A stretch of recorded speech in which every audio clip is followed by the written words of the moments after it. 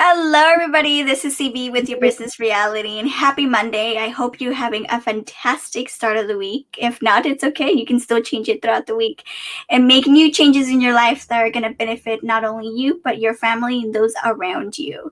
And so, before we get started, you know what starts?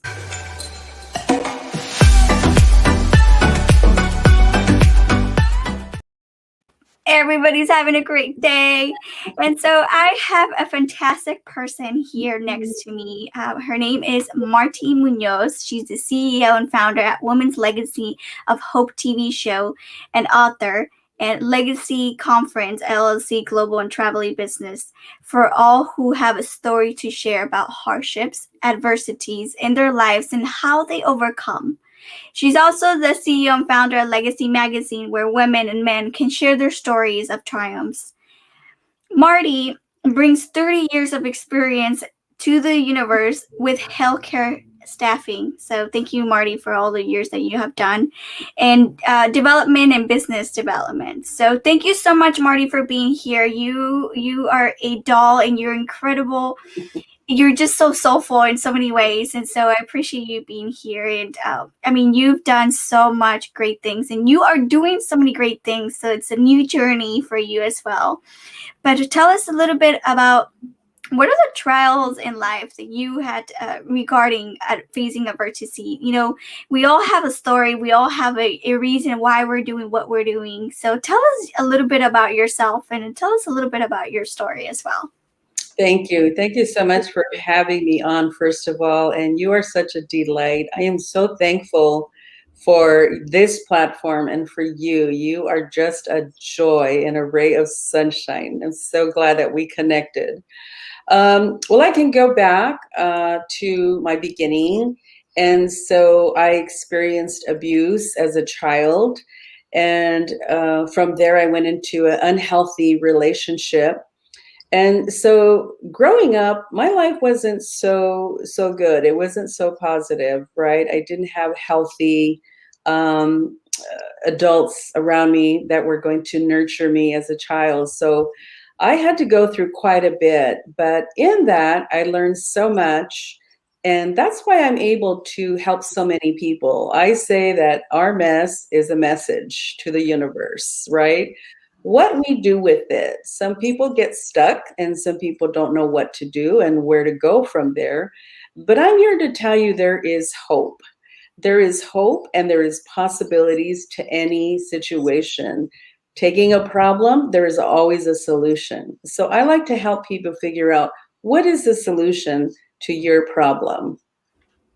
I love it. And you know, it's interesting how you just came out and be like, well, I didn't have the best upbringing. Because you know what?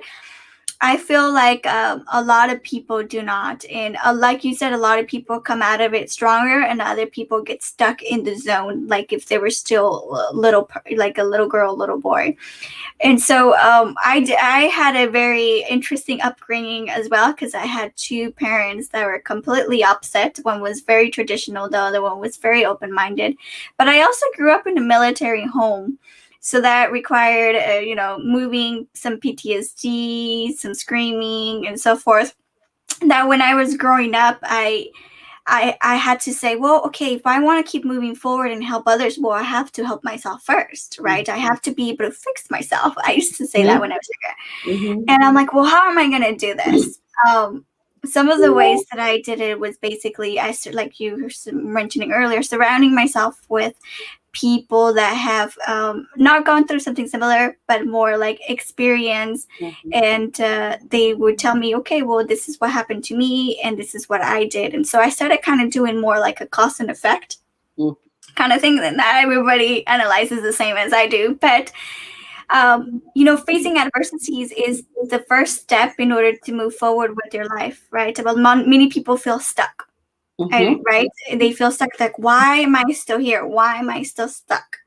Well, you haven't been able to let go of whatever you need to let go. Maybe not necessarily forget about what happened, but maybe find a way to find peace with yourself in the situation and move forward and help other people. Like you Marty, you're helping. Tell us a little bit about your projects in your conferences that you've been doing with the women. Well, it took off, I think, a lot when the COVID hit. Once the COVID hit, I was into the healthcare recruiting and the healthcare staffing.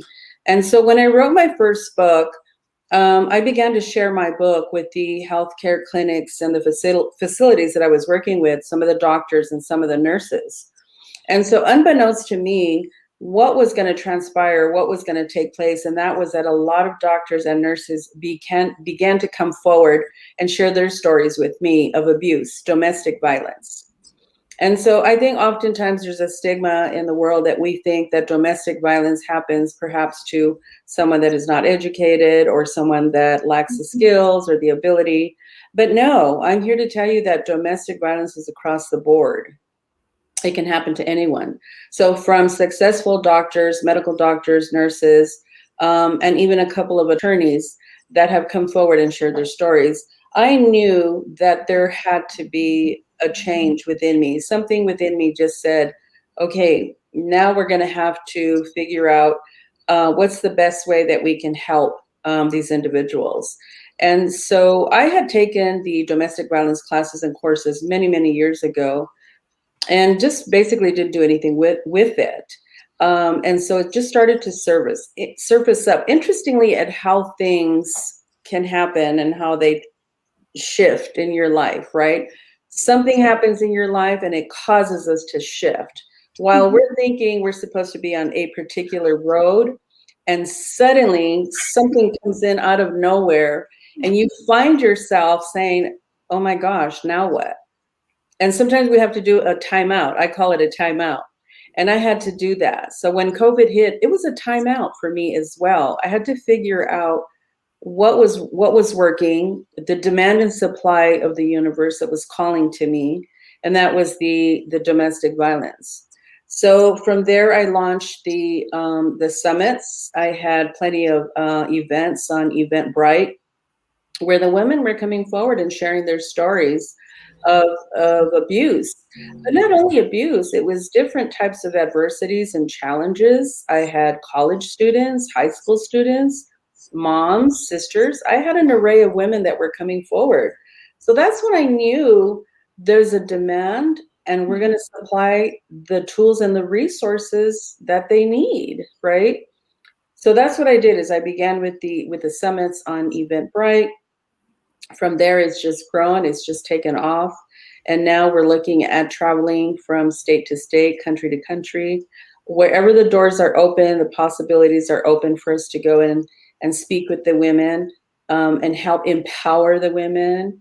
I call it a ministry. This is a ministry to me, and I love it. I'm very passionate about helping women because I've been there. Unless you've been there and you've experienced, you know firsthand what that feels like, what that looks like. So I now have the tools and the resources that I can help others as well. And I love that. I love that because you're using it may be a traumatic experience and you convert it into something positive and help other women so that they can also turn around their lives. Because think about it, if they can turn around their life, they can turn around the lives of their children and for generations to come. You actually had mentioned something very interesting to me. You have said that it's not just for uneducated women that it happens to this, but that's the stigma about it behind it, right?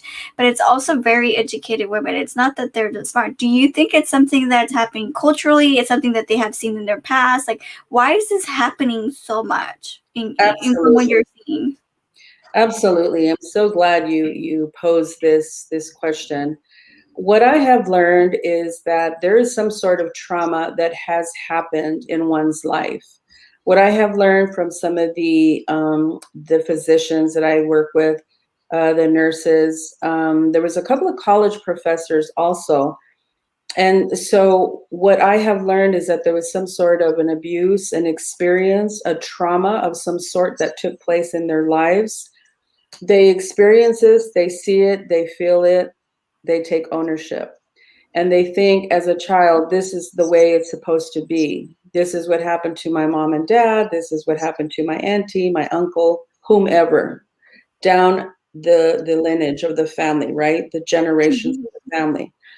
And so as I began to talk to some of these women, they began to share their stories with me on a personal note. Yes, my mom and dad did fight. Yes, my dad did hit my mom. Yes, my auntie or my uncle. So as a child, you think this is normal behavior.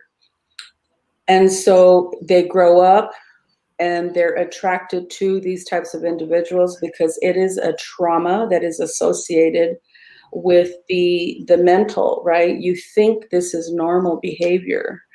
And so women that have triggers that are associated with trauma have not properly done the healing. There's a healing that has to take place, a purging, if you will, of those hurts and those pains. And so I had to go through that. That's why I understand all this, because I too had to go through the healing process. So I'm just ecstatic there again to be able to share my knowledge, my wisdom, what I have learned in effort to empower the women. Because as you mentioned, it affects the children. Oftentimes women that stay in these abusive relationships think, well, it's just between me and dad or me and my partner, but not realizing or thinking the children are watching. What about the children? The children have now experienced trauma. And guess what? They're going to grow up and be like mom, like dad. So it has to stop. We have to educate. It's about empowerment with education, with tools and resources so that we can help the universe. Do part of those, I'm wondering, part of those resources that you are incorporating is, for example, some of these women don't want to leave because that's their source of income. What can you say to those women that have absolutely nothing, no source of income, and they're just in a very tight situation? I'm so glad you asked that question because I am thoroughly knowledgeable with OJT. OJT is a program called On the Job Training that most counties, most states have a job training program so that they're going to take an individual that lacks the skills, that has no actual, tangible skills in any given career, and they're going to take this person, they're going to put you with an employer that's going to be willing to train you. And the benefit to this OJT on the job training program is there tax credits for the employer. So an employer that hires an individual that qualifies for these programs, the employer benefits because they are able to receive tax credits at the end of the year. And so not only is it a benefit to the employer in terms of the tax credits, but to the individual that's taking this job training program, they have additional resources where they can help you with either clothing, housing, transportation, whether it's gas or bus tokens. And this program has actually been around for many, many years. It started with the veterans, the Vietnam veterans. It was OJT, it was JTPA, the Job Training Partnership Act. So I'm very familiar with these job training programs. And that was one of the programs that I took. So I'm familiar with these programs, the job training. So it's available. Yeah. That's amazing. That's amazing that there's these programs out there for women so that they can't say, well, but that's only for the United States, right? The OGT? Yes, I don't think other countries. Yeah. No. And so it's different state to state, but there are job training programs across the board. Where there's a will, there's a way. You got to figure it out. You got to want it. How bad do you want it? That's what I say. Absolutely. No, that's 100% true. And so there's, at the end of the day, it's like, I understand that there, to certain women, there's a comfort zone, or there's like, oh my God, it's the father of my children or the mother of my children, because men also are in a situation sticky as well. But, at the end of the day, like you were mentioning, Marty, the affection of the kids, like seeing the fights, the aggression of it, my husband the other day was saying, I watched this video and it basically was these twins. And this twins was like, the psychologist was asking, well, why don't you drink? And it's like, because I saw my father drink. And then he asked the other twin. Why do you drink? And he's like, because I saw my father drink. And it's how you take it, right? You can continue with, your children can continue in your same steps, or they can continue to do completely opposite. But we don't know which one they're going to choose depending on the situation. And so why put them in a situation like that where children should be happy? They should be able to live a life that, after this full year, after all this mess too, why not only do it to yourself, but save your family and save the future of how generations. Let's switch it up. Let's change the legacy, and let's change the generation. And we have Martys today with us. She says, hi, Crystal. Hi, Martys. I know Martys is an incredible person that she can resonate with this as well. And she's I call her a warrior, because she got out of a situation like you, Marty, and she's helping other women, and she's helping other women get out of domestic violence as well in Mexico. So definitely you gotta know Martys, because she's doing it outside of the country as well. So she's helping a lot. And so the last question that I have for you is, what is your number one suggestion to people who want to move forward, but they're just still holding themselves back? It's just on them, nobody else. They have already let go of everything else, but there's something about them that they just, whether it's fear, whether it's feeling like they can't do it. Well, then they still, if you can't do it, it's because you have fear, right? The number one thing, I think, in my opinion, is fear. Of change. Absolutely, 100%. It's the fear factor. And again, I'm speaking from experience. I had so much fear. I really thought there was no way in the world that I was going to be able to be on my own because of the fear factor. But as I was sharing with you earlier, I come from a very strong faith-based family. I was raised Catholic. My mom, raised us Catholic. So the one thing that she embedded in us was God. People say higher power. People say, whoever, whatever they choose, right? But for me personally, it is God. It is Jesus Christ. And so I found myself praying and seeking God and asking for wisdom and direction. And because I have such a strong family that believes in God, we started to pray and, go to church. And little by little, your self-esteem starts to change because now you have support. The support system is so important, so important. And if you don't have family that is supportive, you don't have family that agrees with you, because sometimes I know that family is the one that tells you should stay because after all, he provides for you. After all, he has, given you a home. And these are all the things that I heard, And so little by little, inch by inch, you start getting the help. You've got to want it. There again, it's how bad do you want it? How bad do you want change? Not only for yourself, but for your children. And in some severe cases, which I have heard of some of these, the most severe cases would be where the woman has to escape first. The woman has to leave the home. So you've got to have a plan. You've got to have a plan. When you figure out what it is that you are going to need before you make your exit, is have that plan, have your resources and everything that you need, your tools. You've got to save a little bit money, put some money aside, have extra keys set aside if you need to do that, if you have a car, transportation. But ultimately, the fear factor is number one, and you've got to work through that fear factor.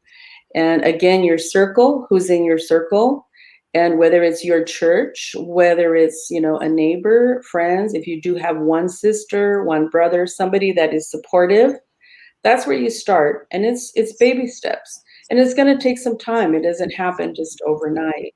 But you will find that once you tap into that, you're going to start feeling a little bit better, a little bit stronger about yourself. And you're going to be able to make those changes that you need for yourself and your children.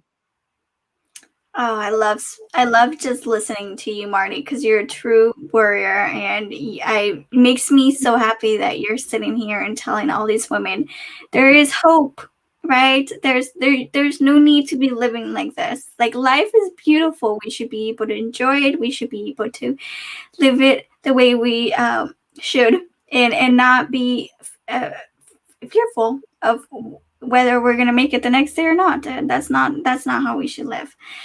Marty, thank you so much for being here today, and I want to thank everybody that was listening to us as well.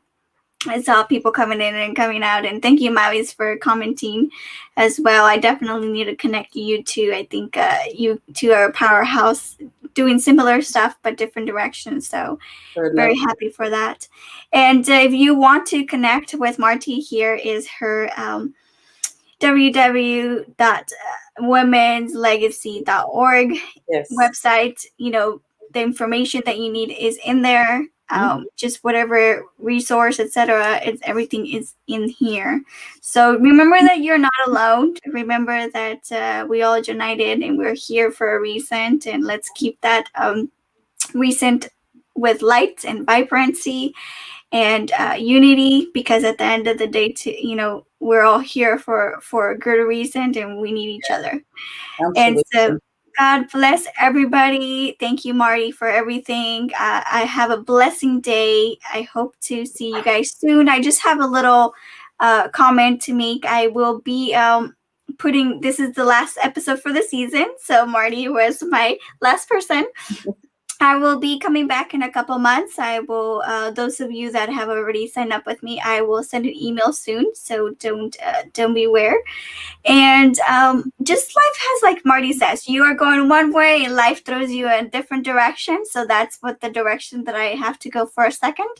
But I will be back. And then when I come back, we're going to have more interesting podcasts with more interested women and people in our community and all over the world. So thank you for everybody that's been watching so far and have been here and supporting me from the very beginning since COVID happened. And I just want to keep sharing the love and the opportunities that there come with some of these guests that are coming in. I gotta say that I'm very thankful for every guest that has come in through this podcast, because every single one of you have really poured your heart out. You have really speak what you needed to speak for not only yourself but for the community. And to remembering that at the end of the day, we have different skill sets, right? But at the end of the day, we need each other. Yes. So I'm just going to leave you all with that. Please stay safe, live your life, be happy. And if something's not going your way, change it. Yep. Change it. Because life is not meant to be hard. Life is meant to be beautiful. Life is meant to be lived in a very peaceful manner. Life is supposed to be, of course, we have a couple of roads, but that's a learning curve, right? What have you learned from your learning curves? If you're making your life very difficult at the end of the day, it should not be. That's because you're making it difficult. It's how you see it. It's how you think about it. It's how you perceive it. So I leave you all with this. And Marty, do you want to say one last thing? Just stay hopeful that in all things, in all problems, there is always a solution. Never give up hope. Never. Absolutely.